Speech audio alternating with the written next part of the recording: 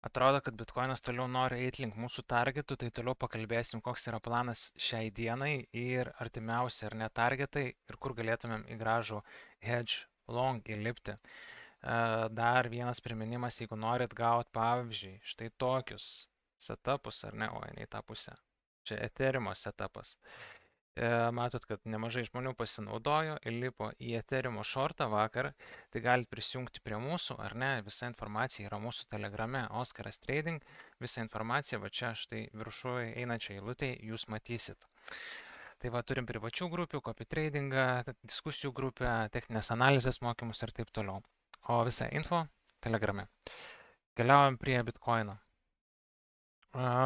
Artimiausias mano toks jau big targetas yra 104-103, turim čia fair value gapą ir labai norėčiau va šitoj vietoj ar ne matyti bounce'ą.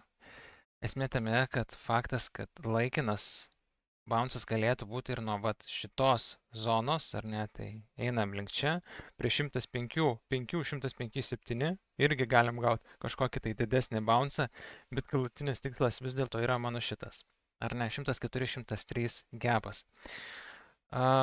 Mes galim jo ir nesulaukti, kaip sakant, viskas yra predikcijos ir viską žiūrim pagal struktūrą ir pagal open interest. Jeigu gausim labai gerai, čia, ultimate mano long setupas būtų, ar ne? Jeigu negausim, ne.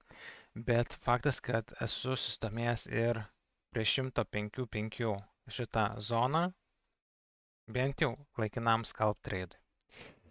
Tai vat ir viskas, toks planas yra Bitcoinui. Jeigu, kaip ir sakiau, norit prie mūsų prisijungti, visą info telegrame.